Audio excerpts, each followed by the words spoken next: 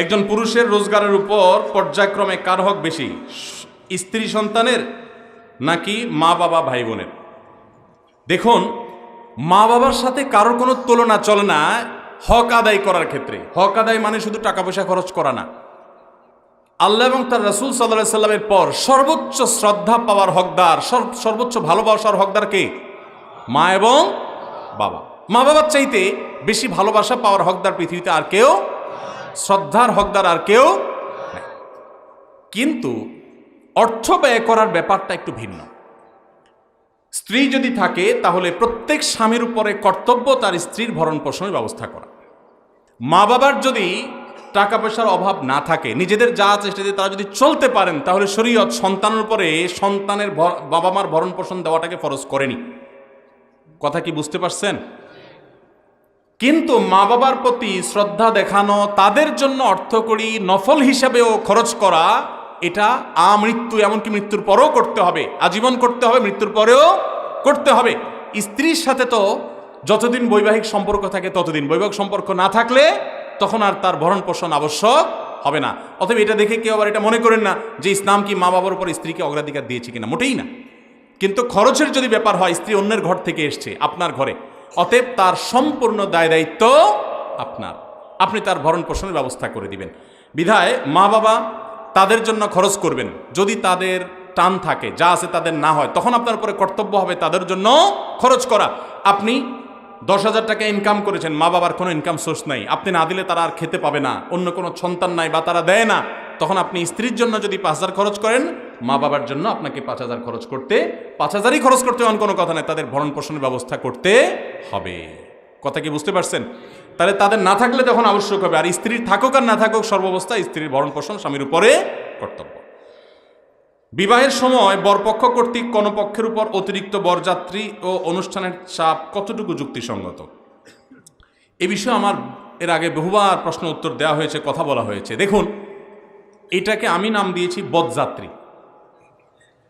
আপনারা যেটা বলেন বরযাত্রী, এটাকে আমি বলি বরযাত্রী। আমার এক খালাতো ভাইয়ের বিয়েতে আমাকে বলা হলো যে তোমার দাওয়াত, তাই আমি বললাম কি বরযাত্রী হিসাবে না নেকযাত্রী হিসাবে? তো বুঝে নাই তারা। আমি বললাম কি মেয়ের বাড়িতে 200, 500, 150, 50 জন, 500 জন লোক যায় খাবেন চুক্তি করে, এটা ঠিক করছেন? তো হাব্বার বুঝলাম হ্যাঁ সেটাই। তো বললাম আমি বরযাত্রী যাই না, বরযাত্রীতে আমি যাব না। আমাদের সমাজে কত লজ্জাজনক একটা কালচার এটা। যুবকদেরকে এটার বিরুদ্ধে সংগ্রাম করতে হবে যে আমরা বরযাত্রীর এই প্রথাকে এই দেশ থেকে ধুয়ে মুছে বিদায় করবো ইনশাআল্লাহ। একটা মেয়েকে একজন বাবা, একজন মা জন্ম থেকে, ছোট থেকে বড় করে করে করে করে তাকে বড় করতে অল্প স্বল্প টাকা খরচ হয়? কত টাকা খরচ হয়? শুধু টাকা খরচ, রাতকে রাত ঘুম কাটাতে হয়, মারতে হয়, ঘুম বাদ দিতে হয়। অনেক কষ্ট করে মেয়েটাকে বড় করছে, মেয়েটাকে এডুকেটেড করছে, মেয়েটাকে শিক্ষিত করছে, মেয়েটাকে চিকিৎসা দিয়ে তাকে সুস্থ সবল রাখতে উদ্যোগ নিয়েছে এবং সব ব্যবস্থা করেছে। রেডি হওয়ার পর আপনি আবার রেডিমেড বউটা আস্তে করে বাড়িতে নিয়ে চলে যাচ্ছেন। কি বলেন? উচিত তো হলো শ্বশুর মিয়াকে বলা, আব্বাজি আপনারা মেয়ে জন্ম থেকে এই পর্যন্ত ওষুধ খরচ কত খরচ করছেন, স্কুল কলেজে খরচ কত গেছে, তার জামা কাপড় খরচ কত গেছে, সব মিলে একটা আনুমানিক ফিগার, একজাক্ট তো বলতে পারবেন না, আমাকে একটু বলেন কত হইতে পারে। কারণ পড়ালেখা করেছেন আপনি, ওইটা সুফল ভোগ করবে এখন স্বামীর ছেলে মেয়ে পড়াবে। সুস্থ সবল রাখার জন্য ট্রিটমেন্ট, খাওয়া দাওয়া সব কিছুর ব্যবস্থা করেছে বাপ মা, আর এখন সুস্থ সবল হয়ে বিয়ের পরে সার্ভিস দিবে কোথায়?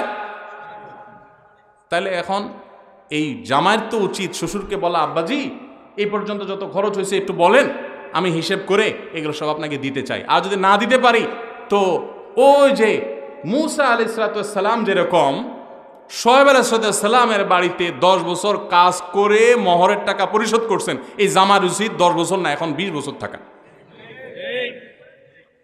কারণ সে যুগে ছেলে মেয়ে মানুষ করতে যত কষ্ট হতো, এখন তার চাইতে বেশি।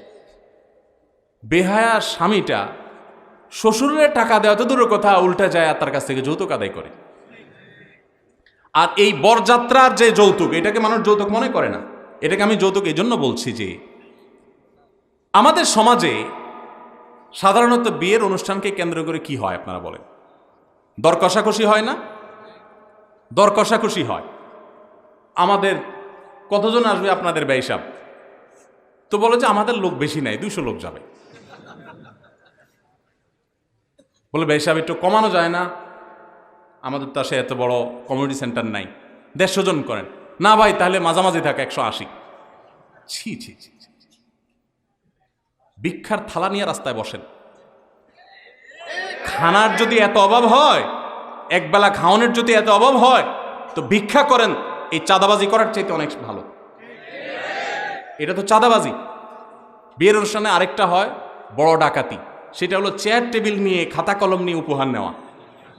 আসেনি এলাকাতে? ডাকাত আর এদের সাথে পার্থক্য হলো, ডাকাত একটা পিস্তল বা ছুরি নিয়ে ডাকাতি করে, এরা খাতা কলম আর টেবিল চেয়ার নিয়ে ডাকাতি করে। হোটেলে খাইলেও তো মানুষ অনেক হোটেলে খাওয়া দাওয়া শেষে যাওয়ার সময় এবার বলে কত হয়েছে, এত হয়েছে। আর এখানে আগে ঢুকার সময় কি আনছেন দিয়ে তারপর ঢুকেন। ছি ছি ছি ছি। যদি আপনি বলেন এটা উপহার হাদিয়া, তো চাঁদাবাজি কোনটা হবে? উপহার হাদিয়া কি এভাবে গেইটে একদম আপনি খাতা কলম নিয়ে একজন একজন করে জমা নিয়ে তারপর ঢুকাবেন? বহু মানুষ আছে বিয়ের দাওয়াত, আকিকার দাওয়াত পাইলে মনে কষ্ট পায়, আছে না? কারণ খাবে না 1000 টাকা, নিয়ে যেতে হবে 5000 টাকার হাদিয়া। এই অনাচারগুলো আমাদের বন্ধ করতে হবে। হ্যাঁ, কোনো মেয়ের বাবা, বেশিরভাগ মেয়ে বাবাই কিছু মেহমানদারি তো করতেই পারেন, আছেন না? তিনি যদি আল্লাহ তাকে এত দিয়েছেন যে আপনার ছেলের পক্ষে 10 জন 20 জন 50 জন মেহমান তার কাছে কোনো ব্যাপার না, তিনি বরং খুশি থেকে জোর করে যে মেয়েকে বিদায় দিবেন, কিছু মেহমান এনে খাওয়াবেন, সেটা কিন্তু এর আওতায় নাই। আমি বলছি চুক্তি করে যে 200 150 250 300 500 মানুষ খাওয়ায়। সবচেয়ে বড় কথা হলো, আমার আব্বাজান রহমতুল্লাহ আলাইহি বলতেন, বিয়ের সময় ব্যয়ের সাথে সম্পর্ক হয়ে যায়, পুরো এলাকার মানুষ ডাকায় নিয়া আপনার চাচার সাথে আত্মীয়তা হয়ে গেছে, ওই বেচারার সাথে চাঁদাবাজি করে খাওয়ার ভিতরে কি ফজিলত আছে বলেন? কোনো লাভ আছে? আল্লাহ তাআলা আমাদেরকে বুঝার তৌফিক দান করুন। তো এই বরযাত্রী বিশেষ করে শর্ত দিয়ে আপনার চুক্তি করে বার্গেনিং করে অতিরিক্ত বরযাত্রী যাওয়া, এটা জায়েজ। ইসলাম বিয়ে উপলক্ষে একটা খাওয়ার কথা বলছে, তার নাম ওলিমা, আর সেই খাওয়াটা আয়োজন করবে কে? ছেলে পক্ষ, এটা মেয়ে পক্ষ আয়োজন করবে না। আল্লাহ আমাদেরকে বুঝার তৌফিক দান করুন। যুবকরা বরযাত্রী মুক্ত বিয়ে করবেন তো ইনশাআল্লাহ? যৌতুক মুক্ত বিয়ে করবেন তো ইনশাআল্লাহ? অনেক সুশীলরা এদেশে আলেমদের অবদান খুঁজে পায় না। আমি বলি, এই দেশ থেকে যৌতুকের নাম নিশানা ধুয়ে মুছে সমাজ থেকে বিদায় করার মূল অবদান এদেশে আলেম ওলামাদের। যৌতুকের এই বিষাক্ত ছোবল থেকে এই দেশ থেকে মুক্ত করেছে সবচেয়ে বেশি কারা? ওলামা একরাম। বাসার পাশে মসজিদ থাকা সত্ত্বেও পুরুষ মানুষ বাড়িতে নামাজ পড়ে, এখন করণীয় কি? দেখতে হবে এটা পুরুষ কিনা। কারণ পুরুষ হইয়া যদি বাড়িতে নামাজ পড়ে মসজিদে না যায়, তাহলে তার পুরুষত্ব নিয়ে সন্দেহ করার সুযোগ আছে। আমি আর ওই শব্দ উচ্চারণ করলাম না যেটা আপনারা করতে চাচ্ছেন, না, ওই শব্দের মার্কেটিং আমরা করব না। আমার যাই হোক, যেটা বলছি যে একটা হাদিস আছে যেটা সনদি মুহাদ্দিসরা কেউ আপত্তি করেছেন, যদিও লা সালাত লিজারিল মসজিদ ইল্লা ফিল মসজিদ, মসজিদের আওয়াজ শোনা যায় সেটা পর্যন্ত মসজিদের প্রতিবেশী বলা হয়। তার জন্য মসজিদে এসে নামাজ না পড়লে, বাসায় নামাজ পড়লে তার নামাজ হবে না, মানে পূর্ণাঙ্গতা পাবে না। এটা না তামাম থাকবে, অপূর্ণাঙ্গ থাকবে। সমস্ত ওলামা ইকরামই প্রায় ওয়াজিব যে জামাতের সাথে একমত যে জামাতের সাথে পুরুষ মানুষের জন্য হাজির হয়ে নামাজ পড়া ওয়াজিব। সলাতুল জামাআতে তাফদুল সালাতুল ফজর বি 27 দারাজা। একাকী নামাজ পড়ার চাইতে জামাতে নামাজ পড়লে কত গুণ সওয়াব বেশি হয় জানেন? 27 গুণ। 1 টাকা 27 টাকা পাইলে জীবনে আপনারা কেউ 1 টাকার অফার নিতে দেখবেন? কিন্তু নামাজের ক্ষেত্রে আমরা সেটা বুঝি না। আল্লাহ আমাদেরকে বুঝার তৌফিক দান করুন। বর্তমান যুব সমাজের প্রায় 90% হস্তমৈথুনের প্র্যাকটিস করে। এই সম্পর্কে আপনার মতামত? ভাইরা আমার, হস্তমৈথুন করা পৃথিবীর সকল আলেমদের ঐক্যমতে হারাম এবং নিষিদ্ধ একটা কাজ। জেনা করা যেরকম অপরাধ, হস্তমৈথুন করা সেরকম অপরাধ। আল্লাহ রাব্বুল আলামিন কোরআনে কারিমে বলেছেন, ওয়াল্লাযীনা হুম লিফুরুজিহিম হাফিযুন আও মা মালাকাত আইমানুহুম ইল্লা আলা আজওয়াজিহিম আও মা মালাকাত আইমানুহুম ফাইন্নাহুম গায়রু মালুমিন ফামান ইবতাগা ওয়ারাআ যালিক ফাউলাইকা হুমুল আদুন। আল্লাহ বলেছেন, বিবাহে এবং হালাল পদ্ধতির বাইরে অন্য কোনো পদ্ধতিতে যদি কেউ কাম চাহিদাকে চরিতার্থ করে, চাহিদাকে মিটায়, এই অন্য কোনো পদ্ধতির মধ্যে হাত দিয়ে বা অন্য কোনো উপায় যা আছে সব শামিল, এই আয়াতের তাফসীরে মুফাসসির ইকরাম এরকমই লিখেছেন। যার কারণে হস্তমৈথুন করা, হাত দিয়ে বীর্যপাত করা, যৌন চাহিদা মিটানো এটা হারাম। ভাইরা আমার, এটা স্বাস্থ্যকে যেমন ধ্বংস করে, মানুষের ইবাদতের স্বাদ নষ্ট করে, নানামুখী দুনিয়াবি এবং আখিরাতের ক্ষতি এর মধ্যে নিহিত থাকে। এই রোগে যারা একবার আক্রান্ত হয়ে যায় এটা ছাড়তে পারে না। এটা ছাড়ার জন্য কয়েকটি পরামর্শ। নাম্বার এক নম্বর পরামর্শ হলো যে অশ্লীল যে সমস্ত ফিল্ম, বিভিন্ন ধরনের ক্লিপ ইত্যাদি দেখার বদভ্যাস আছে, এগুলো থেকে দূরে সরে আসতে হবে। প্রয়োজনে ফেসবুকে যে সমস্ত পেজ থেকে এগুলো আছে সেগুলো আনফলো করতে হবে, ব্লক করতে হবে। যে সমস্ত আইডি থেকে আসে তাদেরকে ব্লক করতে হবে। করে আপনি আগে নিজের ভিতরে যাতে বাজে চিন্তা না আসে সেই জায়গাটা বন্ধ করতে হবে। 2 নম্বর করণীয় হলো নির্জনতা থাকবেন না। এটা হলো সবচেয়ে বড় উপায়। হস্তমৈথুন এটা বেশিরভাগ যুবকরা তখনই করতে পারে যখন তারা নির্জনে থাকে। এজন্য নির্জনে থাকবেন না, একাকী থাকবেন না, যথাসম্ভব মানুষের মধ্যে থাকার চেষ্টা করবেন। আর আল্লাহ তাআলার ভয়কে অন্তরে জাগ্রত করবেন। 7 শ্রেণীর যুবককে আল্লাহ তাআলা, 7 শ্রেণীর মানুষকে আল্লাহ তাআলা আরশের নিচে ছায়া দিবেন ভিআইপি প্যান্ডেলে। ভাইরা আমার, যেদিন সূর্য মাথার একেবারে কাছাকাছি থাকবে, টকবক করতে থাকবে মগজ, ভয়াবহ শাস্তির দিনে আল্লাহ তাআলার ভিআইপি প্যান্ডেলে আল্লাহ তাআলার ভিআইপি গেস্ট হিসাবে সেদিন ছায়া পাবেন। তাদের 7 ব্যক্তির ভিতরে এক ব্যক্তি হলেন শাবুন নাশা ফি ইবাদাতিল্লাহ। ওই যুবক যে তার যৌবন বয়সকে কালিমা মুক্ত রাখতে পেরেছে। ভাই, সংগ্রাম করতে হবে শয়তানের বিরুদ্ধে। আল্লাহ তাআলা আমাদেরকে হিম্মত করার তৌফিক নসিব করুন। মোবাইলে বাজে ভিডিও থাকলে ফরম্যাট করে ফেলবেন, বাজে ছবি থাকলে ডিলিট করে ফেলবেন, কোনো নায়িকা গায়িকার ছবি রাখবেন না, কোনো হিন্দি ফিল্মের ক্লিপ, বাংলা ফিল্মের ক্লিপ রাখবেন না, কোনো কিছু রাখবেন না। নির্জনতা থেকে বেঁচে থাকার চেষ্টা করবেন। আর মুত্তাকি পরেজগার ভালো মানুষ বন্ধুদের সাথে উঠা বসা করবেন, আল্লাহর কাছে সাহায্য চাইবেন, ইনশাআল্লাহ আল্লাহ তাআলা হেফাজত করবেন। একটি যুবক যে শতকের ঊর্ধ্বে ব্যভিচার করেছে, সে কি তওবা করে জান্নাতে যাওয়ার আশা করতে পারে? তার কি কোনো ক্ষমা হবে? আল্লাহু আকবার। আল্লাহ তাআলা আমার এই যুবক ভাই, এরকম কেউ যদি থাকেন যে এত বেশি জেনা করেছেন জীবনে, আল্লাহ রাব্বুল আলামিন তাকে পরিপূর্ণ তওবা করার তৌফিক নসিব করুন। ভাইরা আমার, আল্লাহ তাআলা কোরআনে কারিমে বলেছেন, লা তাকনাতু মির রাহমাতিল্লাহ ইন্নাল্লাহা ইয়াগফিরুদ যুনুবা জামিআ। তোমরা আল্লাহর রহমত থেকে আশা ছেড়ো না, আল্লাহ তাআলা সকল অপরাধ মাফ করে দিবেন। যদি শিরকে আকবার না করে থাকেন, এমনকি শিরকে আকবারও যদি করার পরে আপনি মাফ চান, তওবা করেন, আল্লাহ সেটাও মাফ করে দিবেন।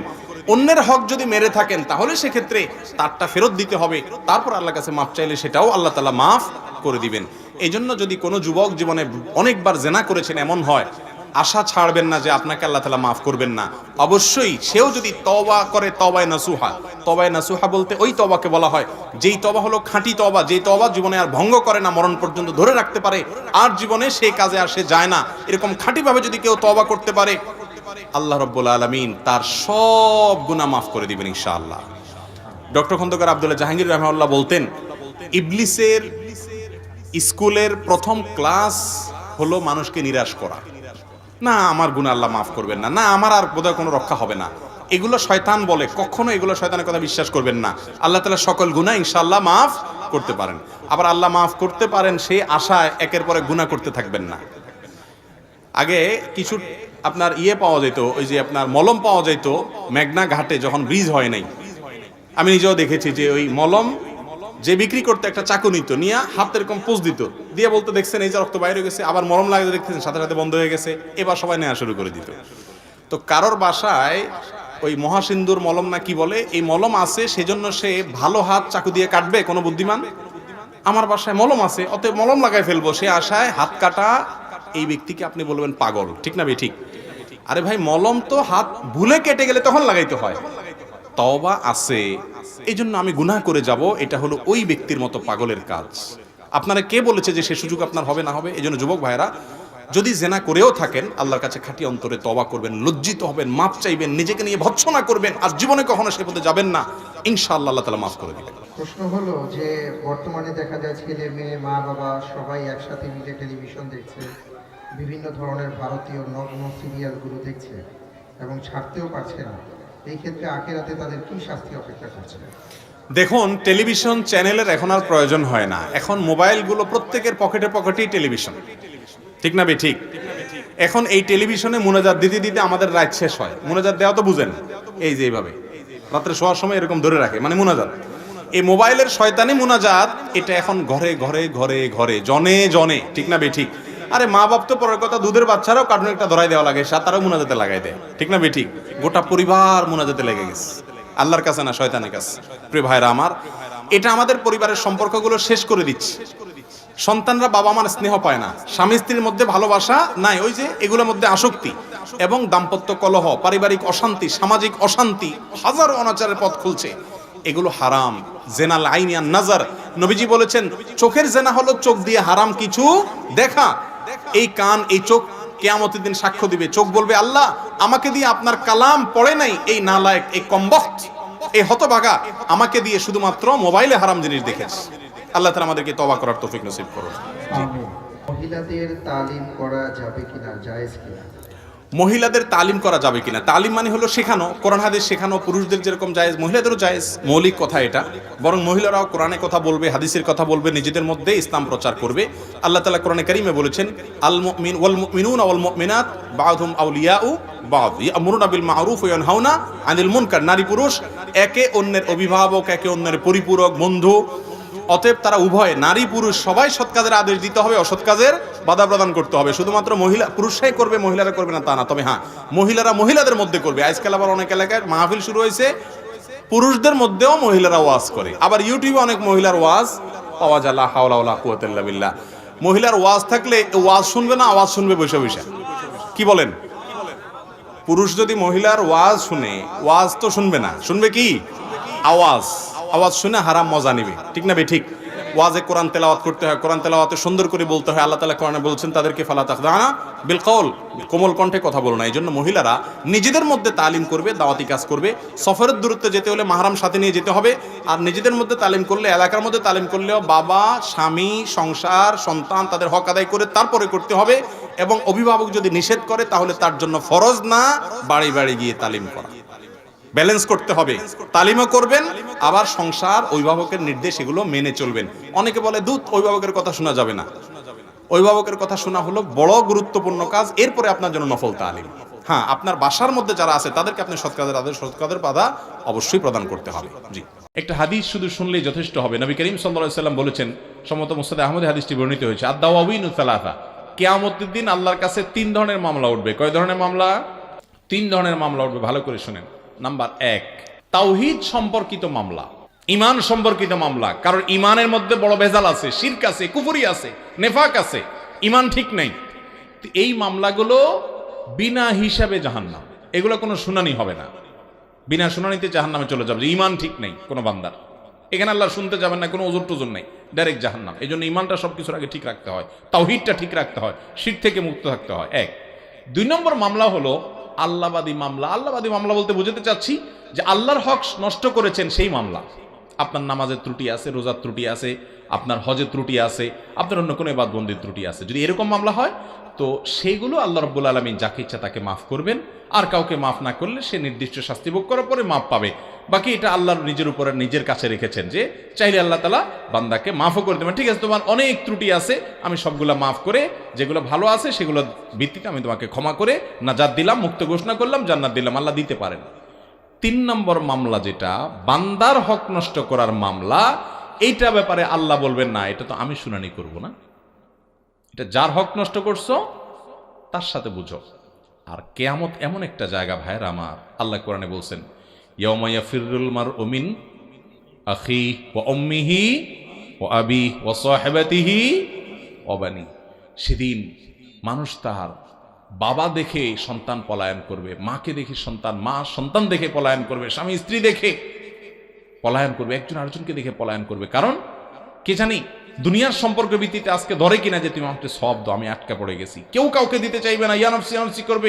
লিকুল্লি ইমরিইন মিনহুম ইয়াওমাইদিন শাআনুন ইউগনি, প্রত্যেকে যার নিজেকে নিয়ে ব্যস্ত থাকবে। সেদিন কেউ কাউকে ছাড়বে না। একটা রিকশাওয়ালা বেচারা গরিব মানুষ, গায়ের জোরে 2-3 বন্ধু ছিলেন, কথা একটার থেকে 2টা বলে ফেলছে, যা দিলাম না তোর ভাড়া কি করবি। বেচারা ফেল করে চেয়ে রয়েছে, চলে গেছেন, কিচ্ছু বলে নাই। সেদিন হাজির হয়ে যাবে, একজনও মিস হবে না। কোথায় কোন জেলায় করেছেন সব হাজির হয়ে যাবে। কোন বাসের কন্ট্রাক্টরকে ধরে ধমক দিয়েছেন, গালি দিয়েছেন, ধাক্কা দিয়েছেন, বেচারা কিছু করতে পারে নাই। আপনারা 4-5 যুবক কলেজে পড়েন, গায়ের জোর আছে, ধমক দিয়েছেন, চেয়ে চেয়ে চলে গেছে, কিছু বলতে পারে নাই। কিয়ামতের ময়দানে তাকায় দেখবেন সব হাজির হয়ে গেছে, একজনও বাদ নেই।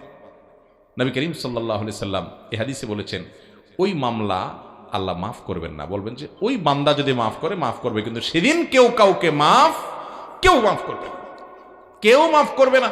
এই জন্য নবী করিম সাল্লাল্লাহু আলাইহি সাল্লাম বলেছেন, ওই দিন আসার আগে একে অন্যের কাছ থেকে পাওনা দেনাগুলো চুকায় নাও, মাপটাপ চেয়ে নাও, যেদিন আর কোনো কিছুতে কাজে আসবে না, কেউ কাউকে ছাড় দিবে না। একটা গালি দিয়েছেন অন্যায় ভাবে, নবী সাল্লাল্লাহু আলাইহি সাল্লাম বলেছেন তাড়াতাড়ি এখনই মাপ চেয়ে নেন, দেরি করেন না।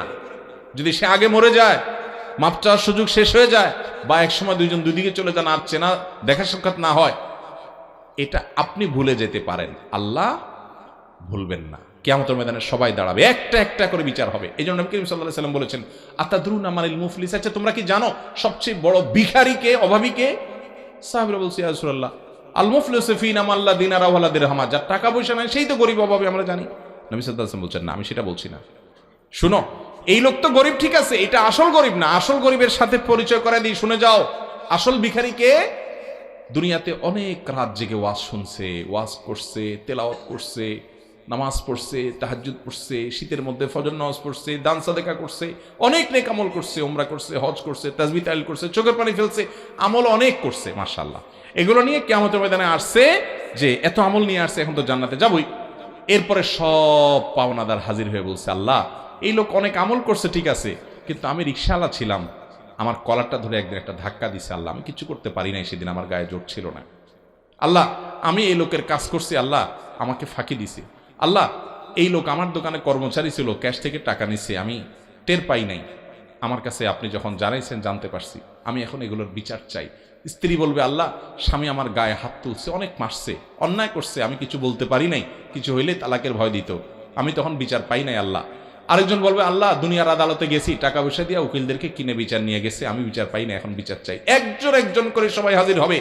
আল্লাহ রাব্বুল আলামিন তিনি কারোর প্রতি জুলুম করবেন না, তিনি ইনসাফ প্রতিষ্ঠা করেন, প্রতিটা মানুষের হক দিবেন।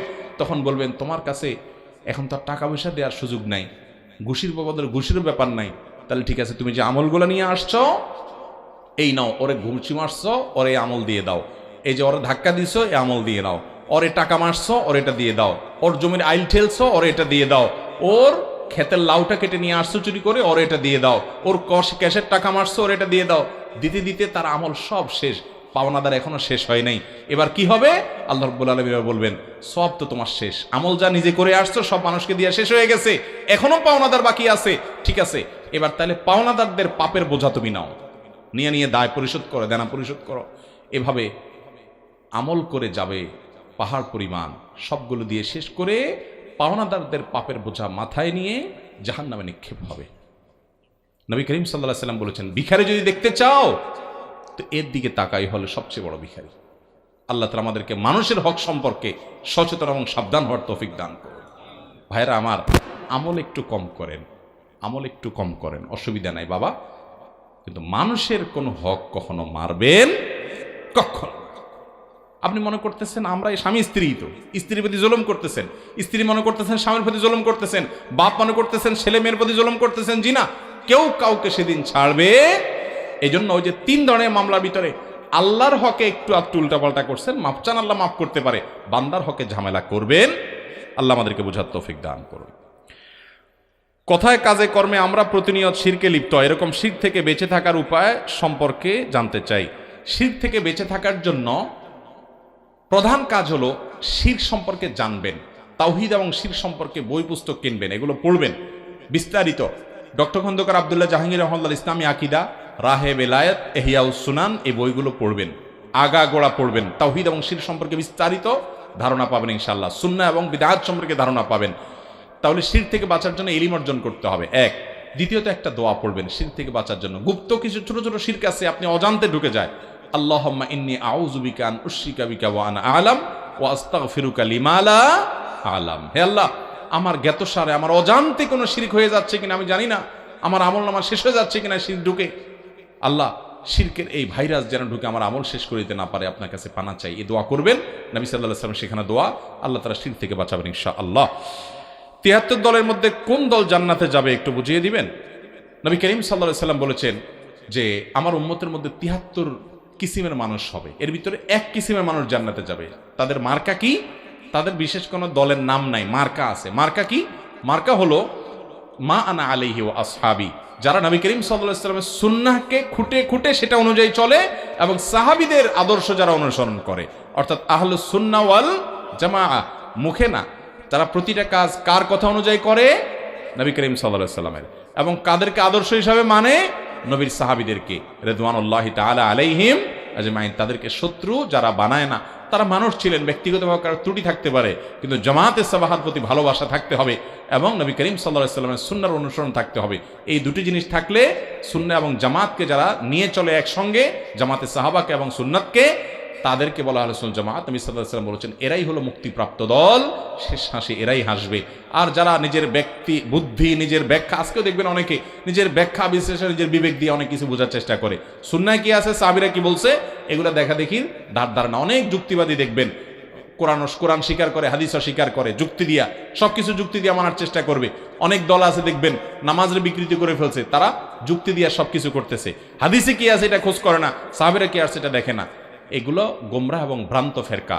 আর নাজাতপ্রাপ্ত ফেরকা সম্পর্কে নবী সাল্লাল্লাহু আলাইহি ওয়াসাল্লাম বলেছেন যে মা আনা আলাইহি ওয়া আসহাবি, সুন্নাহ এবং সাহাবীদের অনুসরণ অনুকরণ, তাদের মোহাব্বত যারা ধারণ করে, লালন করে, এই লোকগুলো জান্নাতি। একজন মানুষ যখন মারা যায় সে কি বুঝতে পারে যে সে মারা গেছে, বা কখন বুঝতে পারে? ভাইরা আমার, মানুষের মৃত্যুর ঠিক শেষ মুহূর্তে যখন তিনি মৃত্যুবরণ করেন নাই, আল্লাহ তাআলার পক্ষ থেকে নিযুক্ত ফেরেশতারা হাজির হয়ে যান। নবী আলাইহিস সালামের দীর্ঘ একটা হাদিসে তিনি এর বিবরণ দিয়েছেন। এটা অদৃশ্যের জগতের বিষয়, যেটা আমরা দেখতে পাই না। এটা জানার একমাত্র উপায় হলো ওহী। আল্লাহ তাআলা স্বয়ং ওহীর মাধ্যমে নবীজি সাল্লাল্লাহু আলাইহি সাল্লামকে জানিয়েছেন, তার মাধ্যমে আমরা জেনেছি। এটি আমাদের জানার সূত্র, কারণ এটা দেখার জিনিস না, আলমুল গায়েব বা অদৃশ্যের জগতের বিষয়। ওহী নির্ভর জ্ঞান ছাড়া এ বিষয়ে জানার কোনো উপায় নেই। তো নবী আলাইহিস সালামের দীর্ঘ হাদিস থেকে আমরা জানতে পারি, কোনো মানুষ যদি জান্নাতি হন, তার রূহ কবজ করার জন্য ফেরেশতাদের একটা বিশাল দল আসে। তারা এত সুন্দর করে আসে, উপস্থাপন হয় ওই লোকের সামনে যে তাদের আচার আচরণ, তাদের ওই লোকটাকে অভিবাদন জানিয়ে আখিরাতের জগতে নিয়ে যাওয়ার জন্য, ওয়েলকাম জানানোর জন্য আসার যে ব্যবস্থাপনা, দামি মূল্যবান পাত্র, রুমাল, সেখানে রূহ কবজ করে নেওয়া, সেগুলোর জন্য যে আয়োজন থাকে, এটা দেখতে দেখতে সে আল্লাহর বান্দা, নেককার বান্দা, ইমানদার মানুষটা, জান্নাতি মানুষটা হাসতে হাসতে তার রূহটা বের হয় এবং দুনিয়া থেকে চলে যান। অর্থাৎ খুব আনন্দের সাথে তিনি চলে যান। আর এর বিপরীতে যেই লোকটা জাহান্নামী, তার রূহ কবজ করার জন্য ফেরেশতাদের একটা দল আছে, কিন্তু তারা এতটা ভয়ঙ্করভাবে উপস্থাপিত হয়, এতটা তীব্র ভয়ঙ্কর রূপে তার সামনে আবির্ভূত হয়, উপস্থাপন করে নিজেদেরকে, যে সে দৃশ্য দেখে তার হাহাকার শুরু হয়। আশেপাশে মানুষগুলো টের পায় না, কিন্তু সে ঠিকই টের পায়। এই জন্য মানুষের মৃত্যুর আগ মুহূর্তে মানুষ টের পেয়ে যায়। এমনকি যারা ইমানের উপরে সারা জীবন অটল ছিল, অবিচল ছিল, তাকওয়ার উপরে অটল অবিচল ছিল, হারাম থেকে বাঁচার জন্য সংগ্রাম করেছে সারা জীবন, এই মানুষগুলোকে কোরআনে বর্ণিত আয়াতে বলছে যে তাদের জীবন সায়ান্নে, তাদের রূহ কবজ করার আগে আল্লাহর পক্ষ থেকে ফেরেশতারা তাদেরকে জানিয়ে দেন, তারা উপস্থিত হন, তাদেরকে সুসংবাদ দিতে থাকেন, আল্লাহ খাউফুন আলাইহিম ওয়ালা হুম ইয়াহজানুন, যে তাদের কোনো ভয় নাই, তাদের কোনো পেরেশানি হবে। আল্লাহ তাআলা আমাদের সবাইকে নেক মৃত্যু, ঈমানের মৃত্যু, জান্নাতি মানুষের মৃত্যু আমাদের সকলকে নসিব করুন। তাহলে এই হাদিস এবং আয়াত, বিভিন্ন আপনার জান কবজের সময়কার, পূর্বেকার ফেরেশতাদের মহড়া, প্রস্তুতি, এগুলোর বিবরণ থেকে বোঝা যায় যে আশেপাশে মানুষ টের না পেলেও যার রূহ কবজ হচ্ছে তিনি ঠিকই টের পান। ভালো মৃত্যু, ঈমানের মৃত্যুর জন্য বেশ কিছু আমল আছে ভাই, সে আমলগুলো আমরা কোনো একটা মাহফিলে আলোচনা করবো ইনশাআল্লাহ।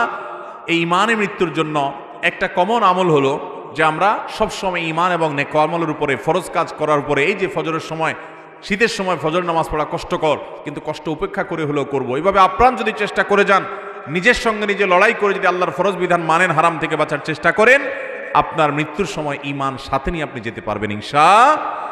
তাহলে ঈমানের মৃত্যু যখন হবে তখন সুসংবাদ পেতে পেতে দুনিয়া থেকে যাব। আল্লাহ না করুন যদি বেঈমানের মৃত্যু হয়, ফাসিকের মৃত্যু হয়, কাফেরের মৃত্যু হয়, তাহলে সেক্ষেত্রে দুনিয়া থেকে দুঃসংবাদ দেখতে দেখতে যাওয়া লাগবে। অতএব হাদিস আয়াত থেকে বোঝা যায় মৃত্যুর আগ মুহূর্তেই একজন মানুষ টের পেয়ে যায় যে তার গন্তব্য কোথায় হতে যাচ্ছে। আল্লাহ তাআলা আমাদের সবাইকে নেককার মানুষের মৃত্যু নসিব করুন। ছেলেদের জন্য লাল কাপড় এবং হলুদ কাপড় পরা নাকি হারাম, এটা কি কারণে জানতে চাই শাইখ। মসজিদের কাজের জন্য টাকা উঠানো হয়, অনেক লোক আছে যারা সুদ ঘুষ খায়। আমরা ওয়াজে শুনেছি কাবা ঘরে কিছু অংশ বাকি ছিল, হারাম টাকা নেওয়া হতো না সেজন্য। তাহলে মসজিদের জন্য টাকা ওঠানোর সময় কেন বলে না যাদের হারাম ইনকাম তাদের টাকা নেওয়া হবে না? আলহামদুলিল্লাহ, এটা তো সুন্দর কথা এবং সুন্দর দরকারি প্রশ্ন। আজকাল মসজিদ মাদ্রাসা বলেন আর ওয়াজ মাহফিল বলেন আর যাই বলেন, আমরা চাই সেটা চাকচিক্যময় হোক, টাকা হালাল হোক বা হারাম হোক, সেটা নিয়ে আমাদের তেমন কোনো মাথা ব্যথা থাকে না। প্রশ্নকর্তা যেটা বলেছেন সঠিক তথ্য। আপনারা যারা মক্কা গিয়েছেন তারা দেখেছেন, যারা অনলাইনে বা ভিডিওতে দেখেছেন তারাও জানেন যে কালো গিলাপে মোড়ানো কাবা ঘর বাইতুল্লাহ, এই মসজিদ, এটার এক পাশে বুক পরিমাণ ওয়াল উঁচু করে রাউন্ড করা আছে। এটা মূলত কাবার ভেতরের অংশ ছিল। নবী করিম সাল্লাল্লাহু আলাইহি সাল্লামের দাদা আব্দুল মুত্তালিবের আমলে যখন কাবা পুনর্নির্মাণ করার সংস্কার করার উদ্যোগ নেওয়া হয়, তখন তারা মুশরিক ছিলেন মক্কার মানুষেরা, কিন্তু তাদের মধ্যে হালাল হারামের চেতনা ছিল। তারপরও তারা হালাল হারামের চেতনা থাকার কারণে ঘোষণা দিয়েছেন যে হারাম টাকা মক্কায় কাদের কাদের ইনকাম আছে এলাকার তো সবাই জানে, সেগুলো আমরা আল্লাহর ঘরে নেব না, আল্লাহর ঘরে শুধু হালাল টাকা নেব। তো হালাল টাকা তো সবসময় কমই থাকে, তো টাকা কম উঠছে, যার কারণে তারা এই ঘরটাকে, আল্লাহর ঘরটাকে পুরোটাকে বিল্ডিং বানাতে পারেন না। যেটাকে পার্সেন্ট করছেন টাকার অভাবে, অর্থের অভাবে, বাকিটাকে ওয়াল দিয়ে উঁচু করে রাউন্ড দিয়ে রেখেছেন। আজও পর্যন্ত সেটা সেভাবেই রেখে দেওয়া আছে। সেই স্মৃতি আমাদেরকে শিক্ষা দেয় যে আল্লাহর ঘরে বা দ্বীনের কাজে হারাম টাকা দেয়া যাবে না। নবী সাল্লাল্লাহু আলাইহি ওয়াসাল্লাম বলেছেন, ইন্নাল্লাহা তাইয়্যিবুন লা ইয়াকবালু ইল্লা তাইয়্যিবা, আল্লাহ পবিত্র, যার কারণে হালাল এবং পবিত্র দান ছাড়া কিছু আল্লাহ তাআলা গ্রহণ করেন না। এই জন্য ভাইরা আমার, হারাম টাকা এটা দান করলে সওয়াব হবে না। আমাদের দেশে বেশিরভাগ মানুষ মনে করে আরে পয়সা করে কামায় নেই, এরপরে একটা সময় এসে দান দক্ষিণা করিডোরে হাজি সাহেব গাজী সাহেব সেজে যাব। মানুষের চোখে দুলা দিতে পারবে না। আল্লাহ তাআলা আপনার ব্যাকগ্রাউন্ড জানে না। অতএব এই 2 নম্বরের পথ পরিহার করতে হবে এবং হারাম টাকা মসজিদ দিবে না। মসজিদ কর্তৃপক্ষেরও মেরুদণ্ডে থাকা উচিত, ইমাম সাহেবের মেরুদণ্ড থাকা উচিত যে হারাম টাকাকে ডিনাই করতে জানবে। আজকাল তো এগুলো নাই ম্যাক্সিমাম মসজিদ। আলহামদুলিল্লাহ, এই মসজিদে খতিব সাহেব বলেছেন, আমরা আমাদের আসুন্নাহ ফাউন্ডেশনে যারা লাইফ মেম্বার এবং ডোনার মেম্বার হবেন, সেখানে আমাদের ফরমে এবং আবেদনে লেখা আছে যে শর্তই হলো আপনি হালাল টাকা দিয়ে আমার এখানে সদস্য হতে হবে, হারাম টাকা দেওয়া যাবে না। তারপরও যদি আপনি হারাম দেন, আপনি অন্যায় করেছেন, প্রতারণা করেছেন, কিন্তু আমরা হারাম নিতে প্রস্তুত নই। আল্লাহ তাআলা সব ওলামাদেরকে এরকম দায়িত্বশীল ভূমিকা নেওয়ার তৌফিক দান করুন। আমিন। রাফি দত্তপাড়া রসুলবাগ থেকে, ছেলেদের জন্য লাল কাপড় এবং হলুদ কাপড় পরা নাকি হারাম, এটা কি কারণে জানতে চাই শাইখ? লাল কাপড় এবং হলুদ কাপড় পরা ডাইরেক্ট হারাম বলা কঠিন। বিভিন্ন হাদিসে একেবারে নিরেট লাল, টকটকা লাল, যেটা পিওর লাল, যেখানে কোনো মিশ্রণ নাই, এবং হলুদ, এই দুটির ব্যাপারে বিভিন্ন রেওয়ায়েতে নবী করিম সাল্লাল্লাহু আলাইহি সাল্লাম থেকে নিষেধাজ্ঞা প্রমাণিত। সেটাকে ফুকাহে কেরাম মাকরুহ বলেছেন, অপছন্দনীয়, অনুত্তম, অনুচিত, না পরা উচিত। পিওর লাল, পিওর হলুদ পুরুষের জন্য। এখন আপনি যদি বলেন যে এটা কি জন্য নিষেধ করা হয়েছে, আমি বলবো এটা মহিলাদের জন্য রিজার্ভ। এই কালার কাদের জন্য রিজার্ভ? অন্যান্য কালার আপনিও পড়তে পারেন, মহিলারাও পড়তে পারে, আর মহিলারা এই কালার তাদের জন্য স্পেশাল। দিন বা ইসলাম বলে মহিলাদেরকে খাটো করছে কিছু খাটো বুদ্ধির মানুষরা বলে। আপনি দেখেন পোশাক আশাকের ক্ষেত্রে মহিলা যেই কালারের ইচ্ছা সেই কালারে পড়তে পারবে, পুরুষ পারবে না, রেস্ট্রিকশন আছে। রেশম বলেন, সিল্ক বলেন, মহিলা পড়তে পারবে, পুরুষ পড়তে পারবে না, রেস্ট্রিকশন আছে। স্বর্ণ মহিলা পড়তে পারবে, আর পুরুষে বলা আছে তুমি শুধু চায়া চায়া দেখবা চান্দু, তুমি পড়তে পারবা না, তুমি শুধু চায়া চায়া পকেটের টাকা দিয়ে কিনা দিবা, পড়বে উনি দূর থেকে বা কাছে থেকে চায়া চায়া শুধু দেখবা, বাস, খবরদার, পড়ার সুযোগ নেই। এরপরে বলে মহিলাদের ছোট করছে বলেন। জি, এই দোয়া যদি কেউ পড়ে তো আল্লাহ রাব্বুল আলামিন তার ওই বিপদে যা ক্ষতি হবে তার থেকে বেশি দিয়ে তাকে অবশ্যই পুষিয়ে দিবেন। উম্মে সালামা রাদিয়াল্লাহু তাআলা আনহা, নবী করিম সাল্লাল্লাহু আলাইহি সাল্লামের স্ত্রী, তিনি বলেন যে আমি নবী করিম সাল্লাল্লাহু আলাইহি সাল্লামকে কিভাবে পেয়েছি তোমরা জানো? অদ্ভুত ঘটনা, শিক্ষা নেওয়ার মতো একটা ঘটনা। তিনি বলেছেন যে আমার স্বামী আবু সালামা যখন মারা গেলেন, আমি খুব বেশি ব্যথিত হলাম, মর্মাহত হলাম যে একজন ভালো সঙ্গী হারালাম, স্বামীকে হারালাম। তো আল্লাহর কাছে আমি কেঁদে কেটে নবী সাল্লাল্লাহু আলাইহি সাল্লামের সেখানে এই দোয়াটা পড়েছি। মোহতারাম হাজরিন, নবী করিম সাল্লাল্লাহু আলাইহি সাল্লাম বুখারী বর্ণনায় বলেছেন, লান ইউতা আতাউন খায়রান ওয়া আওসা মিনাস সবর, সবরের চাইতে, ধৈর্যের চাইতে সবচেয়ে বড় সম্পদ এবং সবচেয়ে বড় দান আল্লাহ তাআলার তরফ থেকে অধিক কল্যাণ আর কোনো কিছু দেওয়া হয় নাই। যাকে এটা দেওয়া হয়েছে সে সবচেয়ে বেশি কল্যাণের অধিকারী হয়েছে, সে সবচেয়ে বেশি আল্লাহ রাব্বুল আলামিনের কাছ থেকে মঙ্গলের অধিকারী হয়েছে, সে সবচেয়ে বড় দামি সম্পদ পেয়েছে, যেটাকে আল্লাহ তাআলা সবর এবং ধৈর্য দিয়েছে। কোরআনে হাকিম আল্লাহ তাআলা আরো বলেছেন, এই ইয়াকুম মিনকুম 20 সাবিরুন, তোমাদের মধ্যে 20 জন যদি ধৈর্যশীল মানুষ থাকে, মুসলমানদের মধ্যে 20 জন ধৈর্যশীল মানুষ যদি থাকে, তাহলে আল্লাহ রাব্বুল আলামিন ঘোষণা দিয়েছেন ইয়াগলিবু মিআতাইন, তারা 200 জন মানুষের সাথে লড়াই করে জিতে যাবে। 200 জনের সাথে 20 জন জিতবে যদি কি থাকে, সবরকারী থাকে, ধৈর্যশীল মানুষ থাকে। তার মানে সবরকারী মানুষকে আল্লাহ তাআলা দুনিয়াতে বিজয় দেন, সাফল্য দেন, একটু সময়ের অপেক্ষা। আর বদমেজাজি মানুষ জায়গা জায়গা বেইজ্জত হয়, অপমান হয়, দুনিয়া ধ্বংস হয়, আখিরাত ধ্বংস হয়, সে কখনো শেষ হাসি হাসতে পারে না। দুনিয়াতে যত নবী রাসূল এসেছেন, প্রত্যেক নবী রাসূলকে আল্লাহ তাআলা সবরের পরীক্ষা নিয়েছেন, কঠিন থেকে কঠিন পরীক্ষা নিয়েছেন, আর তারা সবাই সে পরীক্ষা উত্তীর্ণ হয়েছেন। আপনি দেখেন, একেবারে শুরু থেকে দেখবেন আদম আলাইহিস সালামের জীবনে পরীক্ষা ছিল, তিনি সবর করেছেন। সুলাইমান আলাইহিস সালাম মহারাজা ছিলেন, গোটা দুনিয়ার রাজত্ব করেছেন, তারপরও পরীক্ষা এসেছে। রাজত্ব কিছু সময়ের জন্য চলে গেছে, নানামুখী পরীক্ষা আরও এসেছে, সবর করেছেন। দাউদ আলাইহিস সালামের জীবনে পরীক্ষা এসেছে, সবর করেছেন। আইয়ুব আলাইহিস সালামের জীবনে মহা পরীক্ষা এসেছে, সবর করেছেন। ইউনূস আলাইহিস সালামের জীবনে পরীক্ষা এসেছে, তিনি সবর করেছেন। কঠিন সময় আল্লাহ তাআলা নবী মূসা আলাইহিস সালামের জীবনে এসেছে, তিনিও সবর করেছেন।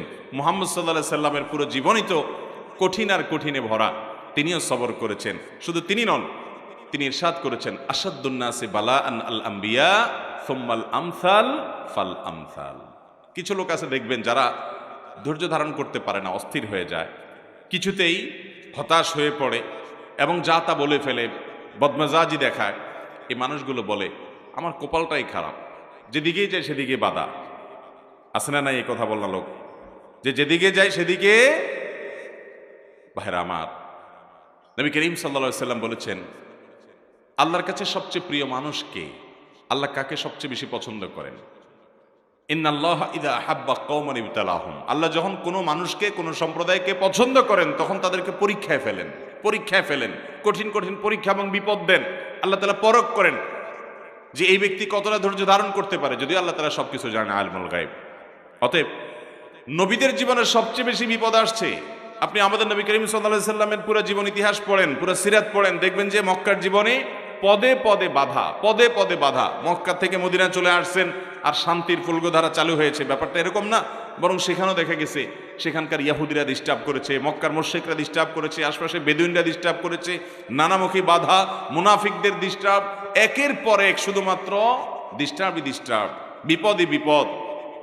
এ সকল বিপদ সারা জীবন মোকাবেলা করে এ সকল বিপদ থেকে উত্তরণের পথ তিনি খুঁজে বের করেছেন, খুব ঠান্ডা মাথায়, বুদ্ধিমত্তার সাথে, সবরের সাথে, ধৈর্যের সাথে। আল্লাহ তাআলা আমাদের সবাইকে সেরকম ধৈর্যশীল মানুষদের কাতারে শামিল হওয়ার তৌফিক দান করুন।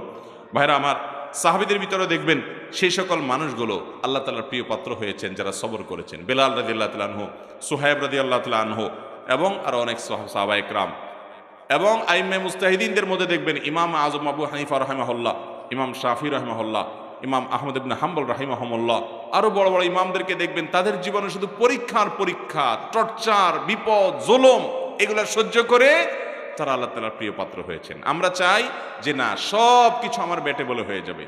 যার ভিতরে তাওহীদ যত মজবুত থাকে, আল্লাহর প্রতি ঈমান যত স্ট্রং থাকে, সে তত সবরকারী হয়, তত ধৈর্যশীল হয়।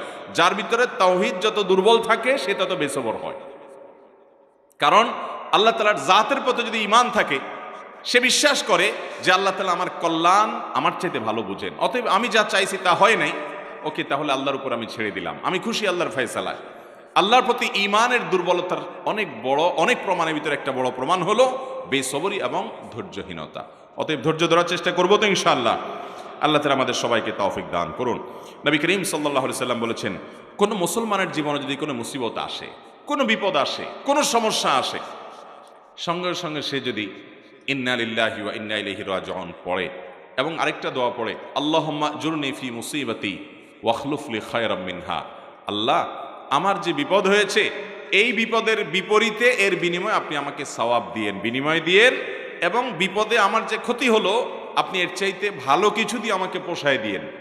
এই দোয়া যদি কেউ পড়ে, তো আল্লাহ রাব্বুল আলামিন তার ওই বিপদে যা ক্ষতি হবে তার থেকে বেশি দিয়ে তাকে অবশ্যই পুষিয়ে দিবেন। উম্মে সালামা রাদিয়াল্লাহু তাআলা আনহা, নবী করিম সাল্লাল্লাহু আলাইহি ওয়াসাল্লামের স্ত্রী, তিনি বলেন যে আমি নবী করিম সাল্লাল্লাহু আলাইহি ওয়াসাল্লামকে কিভাবে পেয়েছি তোমরা জানো? অদ্ভুত ঘটনা, শিক্ষা নেওয়ার মতো একটা ঘটনা। তিনি বলেছেন যে আমার স্বামী আবু সালামা যখন মারা গেলেন, আমি খুব বেশি ব্যথিত হলাম, মর্মাহত হলাম যে একজন ভালো সঙ্গী হারালাম, স্বামীকে হারালাম। তো আল্লাহর কাছে আমি কেঁদে কেটে নবী সাল্লাল্লাহু আলাইহি ওয়াসাল্লামের সেখানে এই দোয়াটা পড়েছি, আল্লাহুম্মা আজুরনি ফি মুসিবাতি, আল্লাহ আমার মুসিবত এবং বিপদে আপনি আমাকে বিনিময় দিয়েন, বিপদ যে হলো এর বিনিময়ে আপনি আমাকে দিয়েন, ওয়াখলুফলি খায়রাম মিনহা, এবং এই বিপদে আমার যা ক্ষতি হলো, আমি যে হারালাম স্বামীকে, তার চেয়ে বেটার কিছু আমাকে দিয়েন। আমি দোয়া আল্লাহর কাছে করে গেছি সব সময়। আল্লাহ তাআলা আবু সালামা আমার স্বামীর মৃত্যুর পর অকল্পনীয়ভাবে, অভাবনীয়ভাবে আমাকে মুহাম্মদ রাসূলুল্লাহ সাল্লাল্লাহু আলাইহি ওয়াসাল্লাম স্ত্রী বানিয়ে দিয়েছে। আবু সালামাকে হারিয়ে তার চাইতে বেটারটা পাইছেন না, পান নাই? মুহতারাম হাজরিন, অতএব যেই কোনো বিপদে ইমানদারের ইমান যত মজবুত হবে সে তত বেশি হাসতে পারবে যে আলহামদুলিল্লাহ আমার রব আমাকে যে অবস্থা রেখে খুশি, আমি অবস্থার উপরে খুশি, এবং বিপদ যতই আসবে আমি সেটাকে ওয়েলকাম করব, বেসবর হব না, ধৈর্যহীন হব না। আমাদের সংসারগুলোতে আজ যে অশান্তি, আমাদের সমাজে যে আজ বিশৃঙ্খলা, অশান্তি, এর মূল যদি কয়েকটা কারণ বের করা হয়, অন্যতম প্রধান কারণ হবে বেসবর, ধৈর্যহীনতা, সবরহীনতা। ঘরে ঘরে সংসারগুলো টিকছে না, ভেঙে খান হয়ে যাচ্ছে, প্রতি মুহূর্তে মুহূর্তে বিবাহ বিচ্ছেদের ঘটনা ঘটছে। অন্যতম কারণ ধৈর্য সহ্য নাই, ছেলেরও ধৈর্য নাই, মেয়েরও ধৈর্য নেই। কিছু হলেই সব হটমেজাজি হয়ে যায়, সবাই কাট্টি দেওয়া শুরু করে। কাট্টি বুঝেন তো? আপনাদের এলাকায় কি বলে? দোস্ত দোস্ত একটু অভিমান হলে, রাগারাগি হলে বলে না তোর সাথে কাট্টি, এই যে তোর সাথে আর কথা নাই। স্বামী স্ত্রীর মধ্যে আজকাল এই অবস্থা। প্রতিটি ঘরে ঘরে অশান্তির মূল কারণই হলো সবরহীনতা, যে ধৈর্য জিনিসটা আজ আমাদের কাছ থেকে নাই। এটাকে আমরা ইবাদত মনে করি না। একটা জটিলতা হলো আমালুল কুলুব বা অন্তরের আমলগুলোকে আমরা একেবারে কেয়ার করি না, অথচ অন্তরের আমলগুলোর গুরুত্ব অনেক বেশি। আমরা বাহ্যিক আমলকে গুরুত্ব দেই, নামাজ পড়া বাহ্যিক আমল, সিয়াম পালন করা বাহ্যিক আমল, যাকাত দেওয়া বাহ্যিক আমল, তেলাওয়াত করা বাহ্যিক আমল, এগুলো বাহ্যিক অঙ্গ প্রত্যঙ্গ দিয়ে, চোখ মুখ হাত পা এগুলো দিয়ে করতে হয়। কিছু আমল আছে যে আমলগুলো অন্তরের ভেতরে লালন করতে হয়, এগুলো দেখা যায় না, এর ভিতরে সবর অন্যতম। এই আমলটা যদি কেউ করতে পারে, ভেতরে যদি ধৈর্যটা আনতে পারে, এটা নিজের সঙ্গে নিজে সংগ্রাম করে করতে হয়, এর জন্য লড়াই করতে হয়, এর জন্য আত্মসমালোচনা করতে হয়, নিজের হিসাব মিলাতে হয় যে আমি মানুষটা কতটা ধৈর্যশীল, কতটা ধৈর্যহীন, আমি কতটা হটমেজাজি হই, বইয়ের সাথে কয়বার আমি বদমেজাজি দেখাই।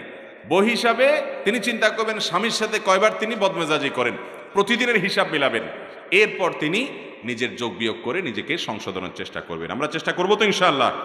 আল্লাহ রাব্বুল আলামিন আপনাকে, আমাকে, আমাদের সবাইকে সবরকারী মানুষদের কাতারে শামিল হওয়ার তৌফিক দান করুন।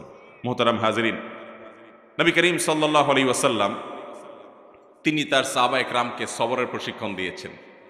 এমন কিছু সাহাবী সঙ্গী তিনি পেয়েছেন যারা ধৈর্যের রুদ্রমূর্ত প্রতীক ছিলেন, তারা এরকম দৃষ্টান্ত ছিলেন যে তাদের ধৈর্য, এক একজনের সবরকে আমরা যদি অ্যানালাইসিস করি তো বিশাল বড় বড় হিস্ট্রি হয়ে যাবে, অনেক বড় দাস্তান হয়ে যাবে, শুধুমাত্র এক একজন সাহাবীর সবরকে যদি আপনি অ্যানালাইসিস করেন, গবেষণা করেন। আজ মুসলমানদের মধ্যে এটার বড় বেশি অভাব। সবর করার চেষ্টা করবো তো ইনশাআল্লাহ। জীবনের তরে যতবার জুমার দিন আসবে, এই 5টা আমল সারা জীবন নিয়মিত আঁকড়ে ধরবেন, আমল করবেন। যারা নিয়ত করতেছেন হাত তোলেন। বৃহস্পতিবার সন্ধ্যা থেকে শুক্রবার শুরু হয়ে যায়, আবার শুক্রবার দিন যে রাত যখন শুরু হয়, সূর্য যখন অস্ত হয় শুক্রবারের, তখন কি বার শুরু হয়? শনিবার শুরু হয়। অতএব আজকে বৃহস্পতিবার দিবাগত রাত চলছে, এর মানে এখন আমরা কোন দিনের মধ্যে আছি? শুক্রবারের মধ্যে আছি। সূর্য অস্ত যাওয়ার সঙ্গে সঙ্গে শুক্রবারের মধ্যে আছে। শুক্রবার বা জুমার দিন, এই দিন সম্পর্কে কোরআন এবং হাদিস থেকে ঘেটে আমরা 14টা আমলের কথা একটা লম্বা বড় ভিডিওতে বলেছি। আজকে সেখান থেকে আমি সংক্ষেপ করে এই 14টার মধ্যে আবার অতি গুরুত্বপূর্ণ 5টা আমলের কথা বলবো ইনশাআল্লাহ। কয়টা আমল? 5টা আমলের কথা বলবো।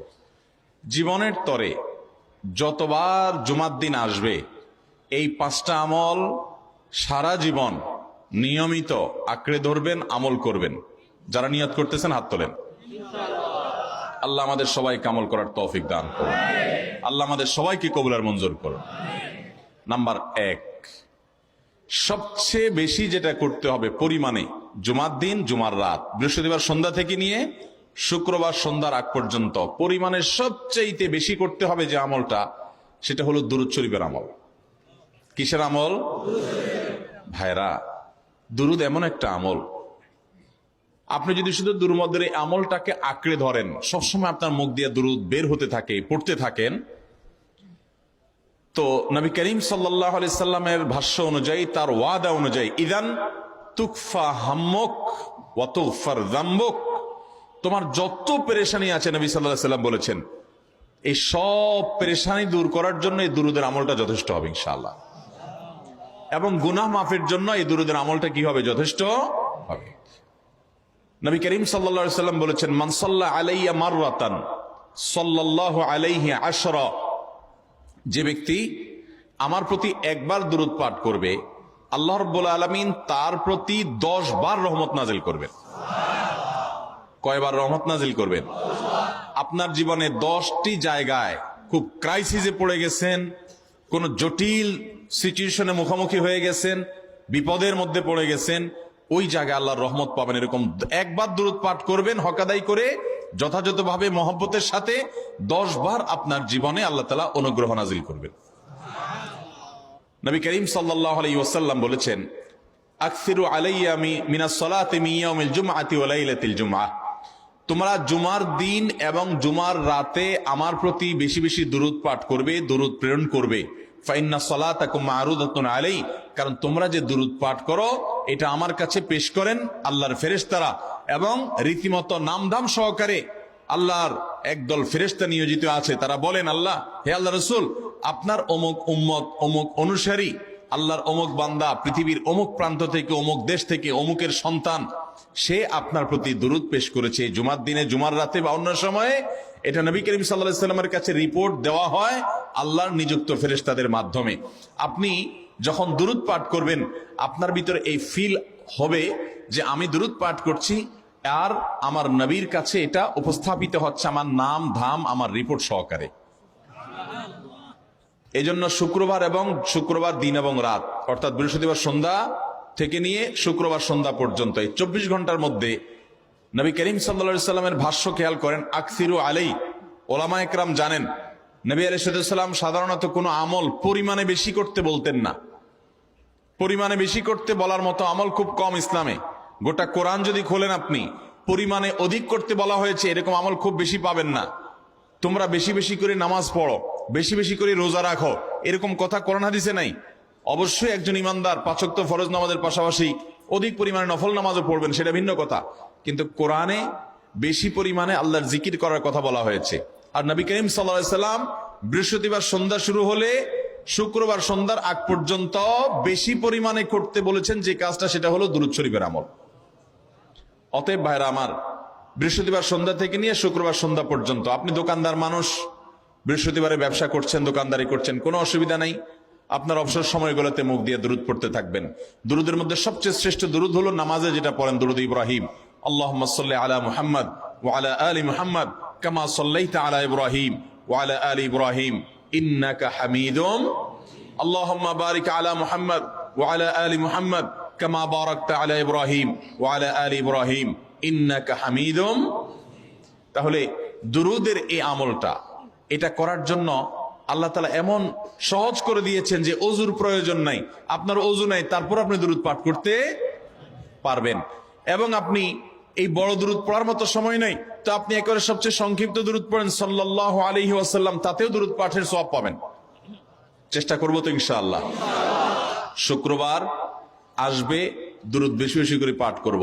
আপনি দোকানে কাজ করেন, আপনার দোকানে আপনার সহকর্মী আরো কাজের লোক আছে, আপনি সবাইকে স্মরণ করাবার জন্য নিজে জোরে জোরে দুরূদ শরীফ পড়বেন এবং বলবেন যে শুক্রবার শুরু হয়ে গেছে, সবাই দুরূদ শরীফের আমল করো। ভাইরা আমার, আমি আমার জীবনের কথা বলতে পারি। আমার জীবনে ওই যে হাদিসের উপরে ইয়াকিন এবং বিশ্বাস আলহামদুলিল্লাহ ছিল। আমার জীবনে আমি অনেকবার দেখেছি এরকম জটিল পরিস্থিতি হয়েছে যে দেয়ালে পিঠ থেকে গেছে। আপনি বললেও উনি ওনার ছেলের দিকে কেয়ার করবে, কিন্তু আপনি এটা বলার কারণে তার নৈকট্য পাবেন কি পাবেন না, তার সিম্প্যাথি পাবেন কি পাবেন না।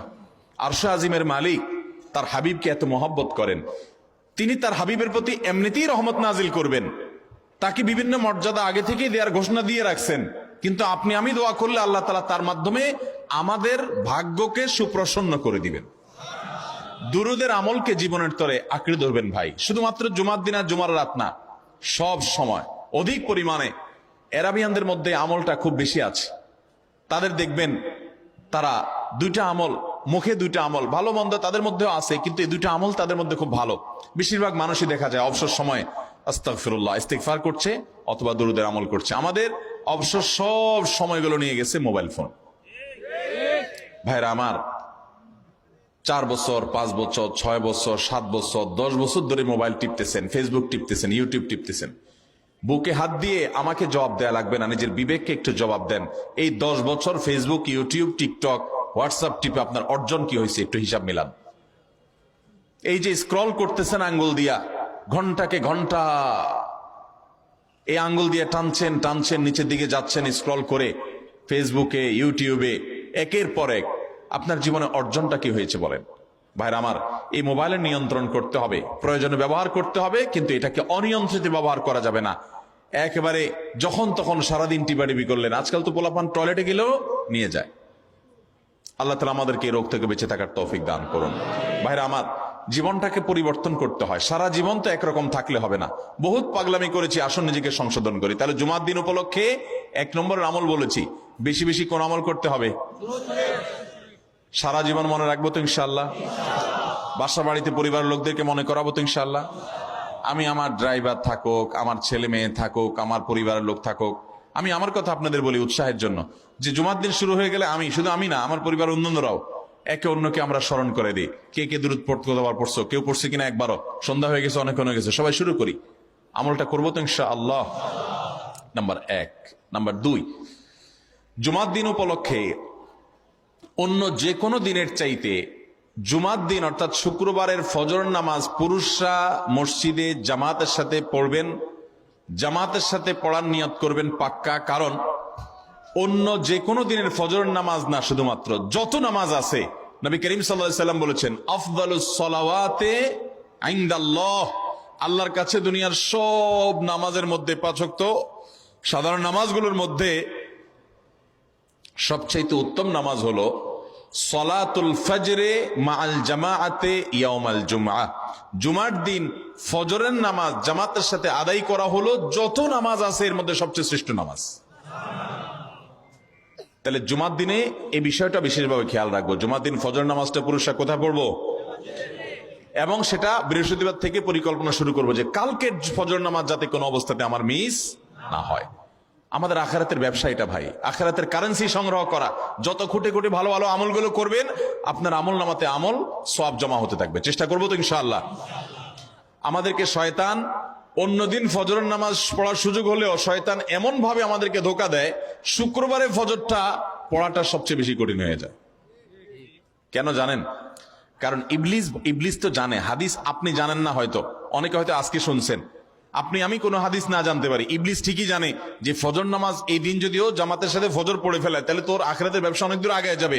ওর সাথে তো আমাদের বাবা আদমের সাথে সেই চ্যালেঞ্জ, আদম আলাইহিস সালামকে সিজদা করতে বলা হয়েছে, সে তো করে নাই, তার সৌজন্য বা তার জন্য সিজদা নিবেদন করে নাই। আল্লাহ তাআলা সেজন্য তাকে জান্নাত থেকে বের করে দিয়েছে। তার কারণে এই ইবলিস তখনই আল্লাহর সাথে, আল্লাহর সামনে চ্যালেঞ্জ ছুড়ে দিয়েছে আদম আলাইহিস সালামের সাথে যে লা উবিয়ান্নাহুম আজমাইন, আমি আদমের সব সন্তানগুলাকে পথহারা করে ছাড়বো, ওদেরকে জান্নাতের পথে চলতে দিব না। এই জন্য আল্লাহ তাআলার কাছে সে কিছু পাওয়ার চাইয়া নিছে। এর ভিতরে একটা হলো কিয়ামত পর্যন্ত হায়াত পাবে, আরেকটা হলো আমাদের রগের সাথে সে মিশতে পারে, রক্ত প্রবাহের সাথে মিশতে পারে, শরীরের মধ্যে প্রভাব সৃষ্টি করতে পারে, আমাদেরকে দুর্বল করতে পারে, মন্দ দিকে টানতে পারে, ভালো কাজ যেন না হয় মনে মনে কুমন্ত্রণা সৃষ্টি করতে পারে। এই পাওয়ার সে নিয়ে এসেছে। এই জন্য তার সাথে আমাদের চ্যালেঞ্জ। সে হাদিস জানে যে জুমার দিন ফজর পড়লে আমাদের অনেক লাভ হয়ে যাবে। এই জন্য সে বৃহস্পতিবার রাতে অন্যদিন যদি আপনি 10টা 11টা বা 11:30টায় ঘুমান, 12টায় ঘুমান, জুমার দিন অর্থাৎ বৃহস্পতিবার দিবাগত রাতে আইসা ইবলিস বলে, আরে পাগল হইছস, কালকে হলো শুক্রবার, দোকানদারি নাই, ব্যবসা নাই, চাকরি নাই, মহিলাদেরকে বলে কালকে পোলাপানের স্কুল নাই, মাদ্রাসা নাই, আজকে একটু টক শো, মিষ্টি শো, নাটক, সিনেমা, ইউটিউব, ফেসবুক, ওয়াজই শুন অন্তত। শয়তান কি বলে, ঠিক আছে তো যদি এত ফিল্ম দেখতে মনে না চায়, তো যদি মুসলমান হস, নেককার হস, তো ঠিক আছে অমুক হুজুরের ওয়াজ শুন। এই হুজুরের ওয়াজ শোনাত লাগাই দিয়ে রাত 1টা 2টা পর্যন্ত পার করে দিল, এরপরে ফজর নামাজ ওর জামাতের সাথে মিস শেষ। ভাইরা আমার, প্রত্যেক বৃহস্পতিবার আসলে সন্ধ্যার সময় প্রতিজ্ঞা করব, সপ্তাহের অন্যদিন যদি আমার ত্রুটি বিচ্যুতি হয়ও আমি সেটাকে কারেকশন করার চেষ্টা করব, কিন্তু শুক্রবার ফজরটা পুরুষ হিসাবে আমি জামাতের সাথে পড়বই পড়বো। তার জন্য রাতে আগে আগে শোবো, ডাবল ট্রিপল অ্যালার্ম দিয়ে শোবো, অন্য নামাজি বন্ধুকে বলবো ফোন দিয়ে ডেকে দিবি, একে অন্যের সহযোগিতা করব, কিন্তু ফজরের নামাজ জুমার দিন ছাড়বো না ইনশাআল্লাহ। ঠিক আছে তো? কয়টা আমল হলো? 2টা। মনে রাখবেন তো ইনশাআল্লাহ? আগামী বছর তো আমার মাহফিল আমি আর করব না, কিন্তু আগামী বছর যে মাহফিল করবেন সে আলোচককে আমি রিকোয়েস্ট করবো ইনশাআল্লাহ, আয়োজকরা এটার সবক জননায় আগামী বছর দিতে পারবেন তো ইনশাআল্লাহ? আমল যদি করেন তাহলে সবক ঠিকই দিতে পারবেন। ওই যে ভাই সবগুলো শুনে দিছে, কারণ এই আমল করেন। আচ্ছা, 3 নম্বর আমল হলো সূরা কাহাফ পড়বো। কোন সূরা পড়বো? সূরা কাহাফ। যারা কোরআন পড়তে পারেন না তারা শুনবেন, আর যারা পড়তে পারেন তারা নিজে পড়বেন। সুখ শান্তি চান না টাকা পয়সা চান? সুখ শান্তি চান। আমি একবার একটা অপশন দেই, দেখি কোনটা চান। আল্লাহ তাআলা যদি আপনাকে বলে যে একদিকে ধরেন 100 কোটি টাকা আছে, এই টাকা তোমাকে দেওয়া হবে, তুমি চাইলে এ টাকার মালিক তুমি হয়ে যাবা। এই টাকা পাওয়ার পর তোমার সুখ শান্তি হইতেও পারে, নাও হইতে পারে, পেরেশানি হইতে পারে, অসুখ বিসুখ হইতে পারে, পেরেশানি হইতে পারে, নাও হইতে পারে, কিন্তু টাকা 100 কোটি আছে। আরেক পাশে অপশন নম্বর 2, তোমার জন্য কোন রকম একটা ভাঙা চালের দোচালা টিনের ঘর আছে, আর একটা রিক্সা আছে, রিক্সাটা চালাবা প্যাডেল মেরে, আর কুড়ে ঘরে থাকবা, কোন রকম নুন পান্তা এনে খাবা, তবে সুখের গ্যারান্টি আছে। কোন অপশন নেবেন? কুড়ের ঘর নেবেন? সত্যি সত্যি যদি আল্লাহ তাআলা অপশন দেন, তখন বোঝা যাবে যে কোনটার দিকে চোখ টানে। আহা ভাইরা আমার, ভালো করে শুনেন। আপনি ধরে ফেলছেন পলিসিটা, এই জন্য কুড়ের ঘর বলতেছেন, চালাকি করলে তো হবে না। আল্লাহর কাছে দোয়া করতে কি চান? সুখ চান না পয়সা চান? সুখ চান। সব তো ফেরেশতা, এখানে আর ওয়াজ করার দরকার কি? তাহলে এত ফেরেশতা থাকলে এখানে ওয়াজ করার দরকার আছে? আর কোনো, এ তো সব আল্লাহওয়ালা মানুষেরা, এরা পয়সা করে কিছু চায় না। সুবহানাল্লাহ। ভাই, আমরা আল্লাহর কাছে সাধারণত কি চাই বলেন তো? অনেক যুবক আমাদের কাছে প্রশ্ন দেয়, হুজুর একটা মেয়েকে আমার খুব ভালো লাগে, মনে হয় অনেক, তারে পাইলে সুখী হব, তো আল্লাহর কাছে ওই মেয়েকে যেন আমি স্ত্রী হিসাবে পাই, এটা দোয়া করা যাবে কিনা? এটা অনেক ছেলে প্রশ্ন করে। আমি বলি, ভাই এই মেয়েকে পাইলে তুমি সুখ পাবা, এই গ্যারান্টি তোমার কে দিল? তোমার মনে বলতেছে যে এই মেয়েরে পাইলে আমি সুখে পেয়ে যাব। এই মেয়েটা পাওয়ার পর তোমার জীবনটা জীবন্ত জাহান্নাম হয়ে যাবে না, এইটা তোমাকে নিশ্চিত করলো কে? হতে পারে কি পারে না?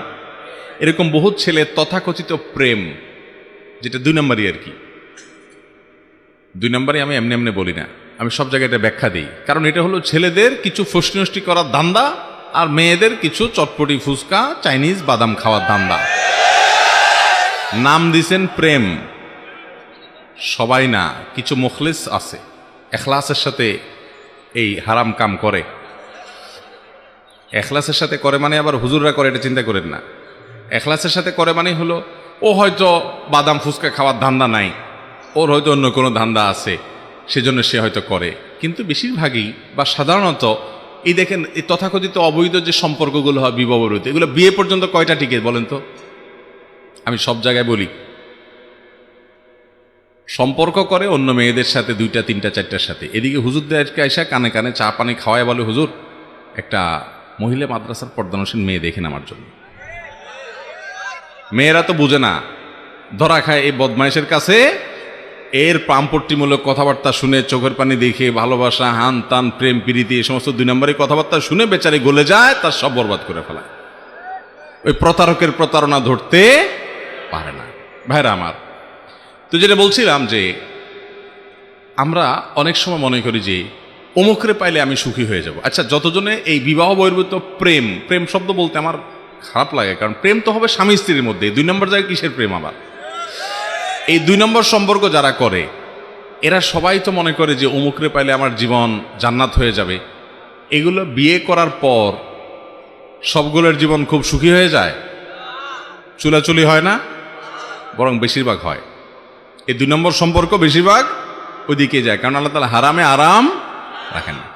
এর বিপরীতে আমি দেখাই বৈবাহিক সম্পর্কের মাধ্যমে যে সম্পর্কগুলো গড়ে ওঠে, এখানে অশান্তি হয়, কিন্তু এখানে তুলনামূলক কম হয়।